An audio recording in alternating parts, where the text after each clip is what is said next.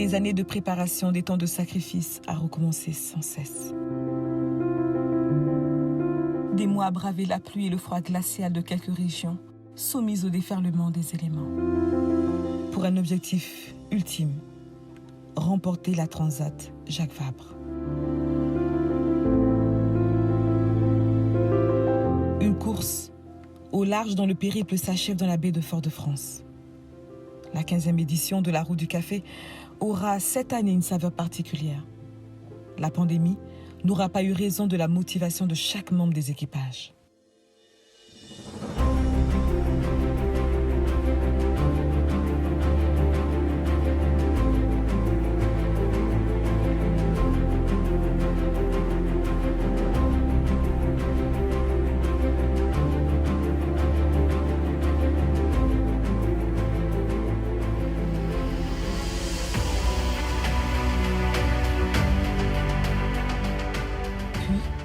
Vient le grand départ.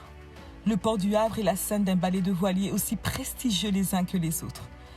Vêtus de leurs plus beaux apparats, l'esthétisme et la prouesse technologique s'associent pour affronter le mystère des océans.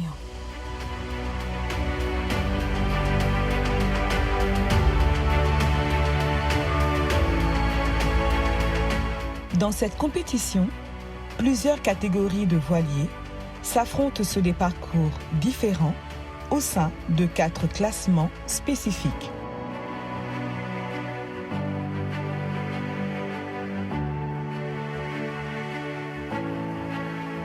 Les ultimes, des multicoques de 32 sur 23 mètres.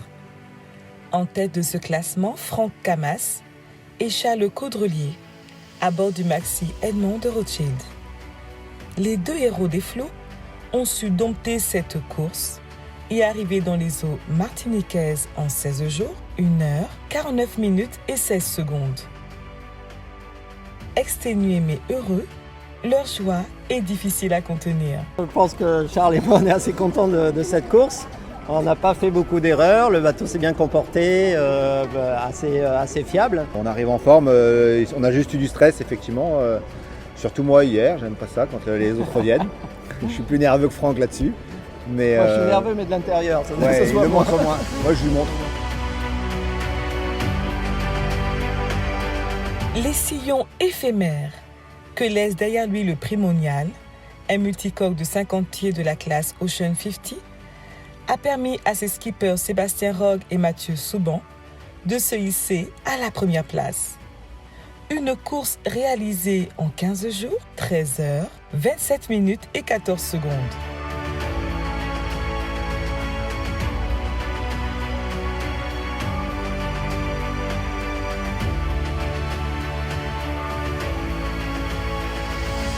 Ils ont réussi à braver la solitude de ces grands espaces.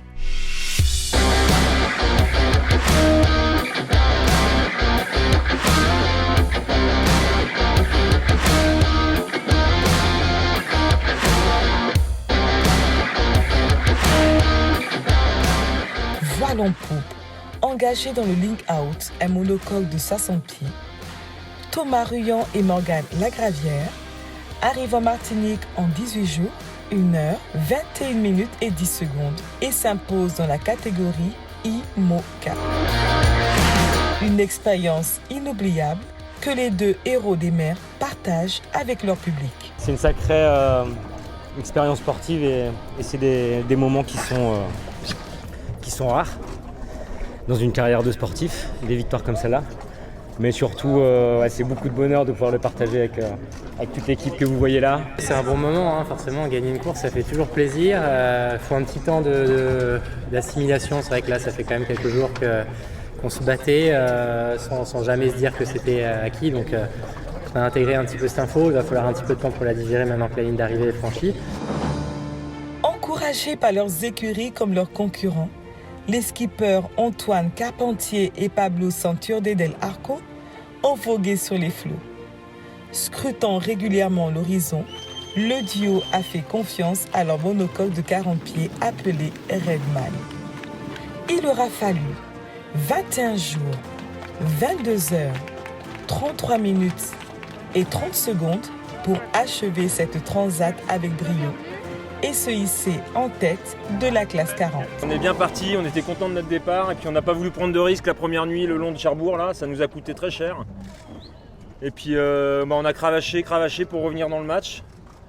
Et puis on a réussi à revenir le long du Portugal là avec les premiers, on était vraiment content de revenir avec eux. Et puis après on a fait que maîtriser le sujet en faisant du marquage sur les concurrents.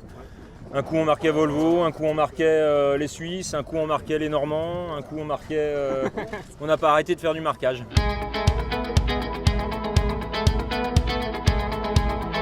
Tenir en haleine des milliers de passionnés de voiliers derrière leurs petits écrans, les spectateurs ont suivi seconde après seconde, minute après minute, heure après heure et enfin jour après jour, le périple de leurs favoris.